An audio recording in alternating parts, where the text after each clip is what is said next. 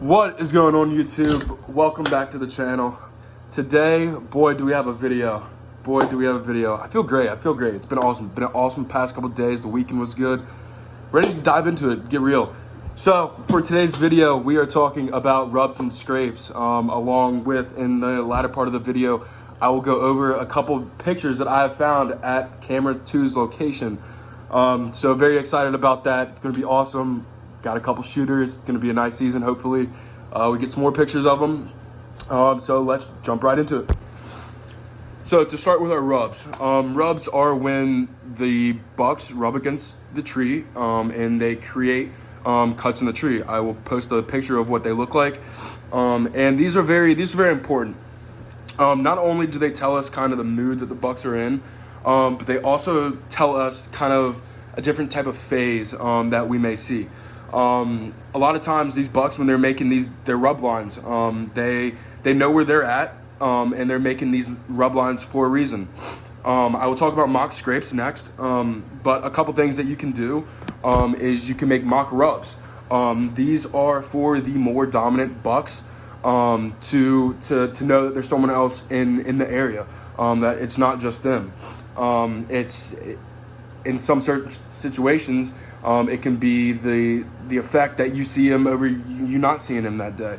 It's very important that you're constantly looking for rubs. You're looking for your rub line. You're taking into context, where you're at on your property, what's around it, the type of bedding he's in, and even where those rub lines are leading to and coming back from. Those are very important aspects to nailing him. Next, we are going to talk about scrapes. So for your scrapes, these are on the ground. They look like, it just looks like this little cleared out spot. And these are when the bucks are being territorial. They're marking their spot. A lot of times they will scrape their hooves on the ground, creating this little clear section in the ground, and they will pee on it. And that's how they mark their territory, basically. I just brought up mock scrapes. So for mock scrapes, you can do the same thing. You can make a mock scrape and you can literally pee on it. And this will give that other buck that walks his main scrape line, he'll come across it and he'll smell it, obviously, and it'll be another factor that he takes into account. So for our pictures, we have a couple nice bucks. This first one I'm going to show you, he is paired. You can see him in the distance. Kind of, I have to zoom in on the picture a little bit. But he is with, I believe it's an 8-pointer. This is the only photo that I got of him. Now, this time during the season, this typically normal for this stuff to happen. You will see your bigger bucks maybe once, twice on camera, if that, and you might not ever see them again. That's just how they are. They're very smart animals. They are not stupid.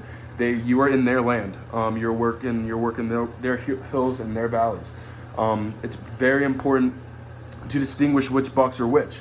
So that's it for the first one. For the first one, you can see this other second buck in the photo too.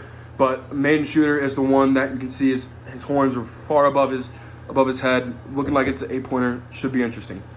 Second picture. For this one, we have a second 8-point. He's a little bit smaller. You can see the mass on his horns are much smaller than the mass on the first one. That tells you he's probably a younger buck. Still a shooter buck though. For our third one, this one was very interesting.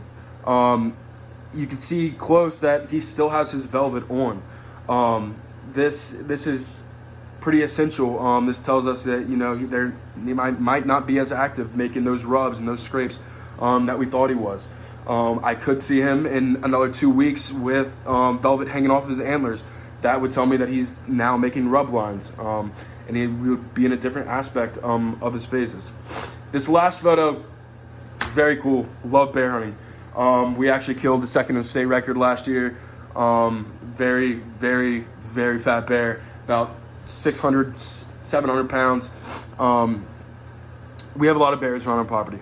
They're very, very detrimental to what we do. They destroy a ton of stuff, stands, equipment, cameras. I've had my camera taken off the tree and the bears bit it wide open with batteries on the ground. I've had bears destroy my stands before. They cause a lot of problems. This bear, as you can see, he is up with his back two legs. Pretty cool picture. So with bears, it's obviously different. You can't aim for the same spot. With deer, you aim a little bit above the front shoulder. Bear, you have to shoot the middle of the middle. So what that is saying is you take the middle of the bear, then take the middle of that. That is where you shoot him. All their organs and all their vital organs are further back in their body than other animals. So it's very crucial to make a good shot with this bear. Hopefully, I see him again when I hunt, and hopefully we can get a shot off. These 3 bucks are very important. They set up the scene for the following weeks. Whether they'll come back or not, maybe. Yeah, I don't know. But that's the fun in hunting. The fun is finding them, patterning them where they're gonna be, looking at the moon phases, the type of day. I got 3 photos that are in the middle of the day. This is not normal. I've got 1 picture at night. But it's very important to take these patterns and learn from them. So I hope you all enjoyed this week's video. Come back for next week. I'm going to be doing a filmed hunt where hopefully we can put the smackdown on one of these bucks. So hope you all have a great day, and thanks for watching.